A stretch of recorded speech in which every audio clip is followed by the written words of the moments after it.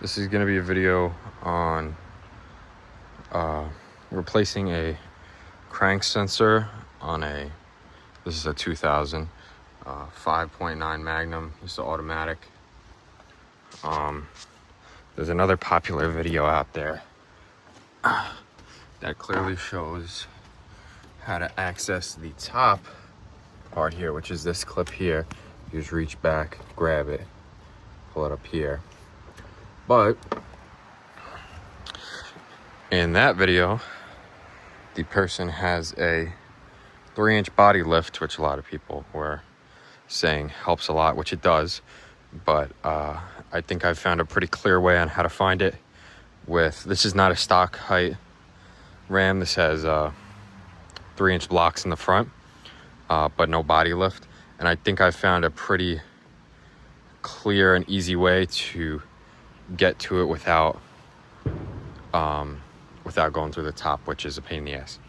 So basically what I did was I took the plastic fender lining out. There, it's just like a few clips. You're gonna break them. So I just took that out here, and then I'll show you exactly how you can get to it as easy as possible. I have the wheel turned to the left. It gives you a little bit more space. Basically, I'm gonna be sitting right there, looking right through there. So if maybe you wanna get here, and then you can find out.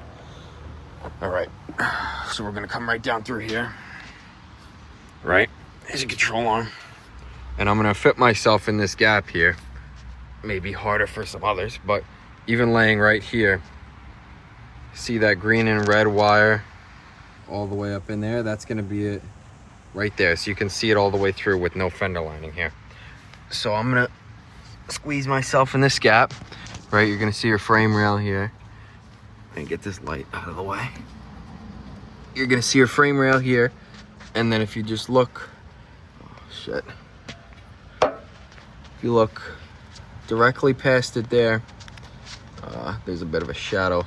But if you see those green and red wire right there, I have enough room to get my arm in there and undo the bolts.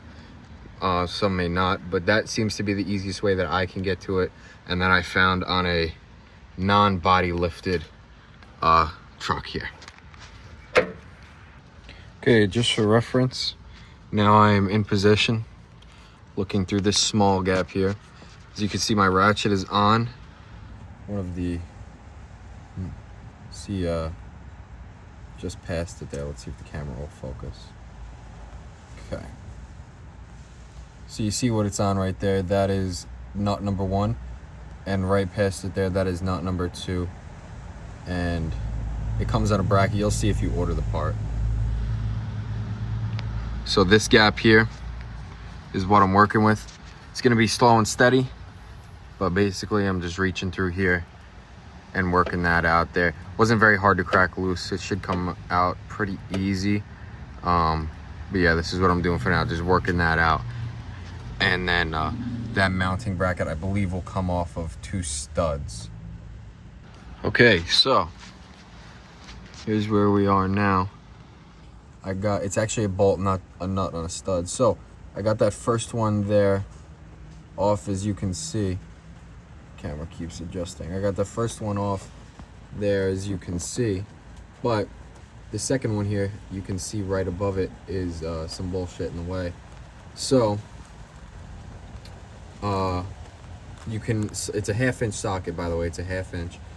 You can slip the socket on there fine, but if you try to get in there with a ratchet, I'm using the Icon 1/4 inch, and it will not fit. The stuff above it stops the ratchet from slipping on the socket all the way. So I believe what I'm gonna have to do is use a very short extension to get some extra room and take that off. All right, so I ended up getting the other one out. This is the new one in now. I'm slowly threading in the bolts.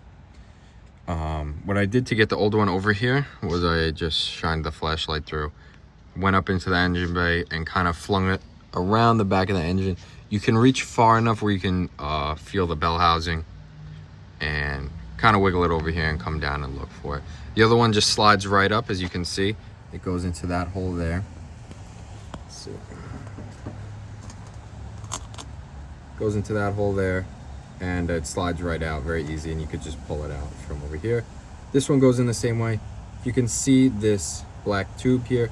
On the other side of it, there's actually a bar, which I got stuck on a few times, so make sure you go right there. Behind that tube, you'll feel a bar. Make sure you go up and over it and down in, and then you can just simply thread the bolts back in.